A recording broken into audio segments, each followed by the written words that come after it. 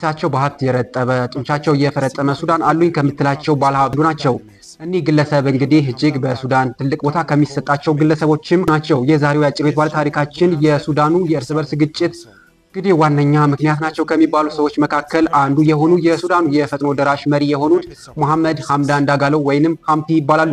እስኪ ወደ ኋላ ልመልሳችሁና የእሳቸውን ህይወት ታሪክ አጠር ያለ መረጃ ላካፍላችሁ። እንግዲህ መሐመድ ሐምዳን ዳጋሎ ትውልድና እድገቱ በሱዳኑ ግዛት ከሆነችው ዳርፉር ከተማ ተወልዶ ያደገ ሲሆን እንግዲህ በልጅነቱም ከአጎቱ ጋር እንዳደገ ይነገራል። እንግዲህ መሐመድ ሐምዳን ዳጋሎ በልጅነቱ አጎቱ በግመል ንግድ እጅግ የተሳካለት እንደነበረም ይነገራል። እንግዲህ ከአጎቱ የወሰደውንም የግመል ንግድ ብዙ ዓመታት እንደሰራ ይነገራል። እንግዲህ የግመል ንግዱንም ከሱዳን ግዛት ከሆነችው ዳርፉር ከተማ ወደ ቻድ በሚያዋስኑ ቦታዎች ላይ የግመል ንግዱ ላይ የተሳለጠ ስራ ይሰሩ እንደነበርም ይነገራል። ከዛ በመቀጠል ደግሞ እንግዲህ ወደ አካባቢው ወደሚገኝ የጦር ካምፕ ገብተው በጦር እንግዲህ ካምፑ ላይ ለበርካታ ዓመታት ስልጣኑን ወስደው ሌተናንት ጀነራል ማዕረግነትን ማግኘት የቻሉ የሀገሪቱ የፈጥኖ ደራሽ መሪ ናቸው። መሐመድ ሐምዳን ዳጋሎ እንግዲህ ሱዳን አሉኝ ከምትላቸው ባለሀብቶችም አንዱ ናቸው። የዚህ የሀብታቸው ምንጭም እንግዲህ ከልጅነታቸው ያፈሩት የንግዱ ዘርፍ ላይ እጅግ የተሳካላቸው ከሚባሉ ሰዎች መካከል አንዱ ናቸው።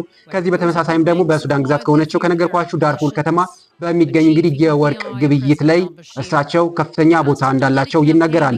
የሱዳኑ ፈጥኖ ደራሽ መሐመድ ሐምዳን ዳጋሎ እንግዲህ በትምህርት ህይወታቸውም እንግዲህ ከ3ኛ ክፍል የዘለቀ የተረጋገጠ የትምህርት ማስረጃ እንደሌላቸውም ይነገራል። መሐመድ ሐምዳን ዳጋሎ ወይንም ሐምቲ የሱዳኑ ፈጥኖ ደራሽ አዛዥ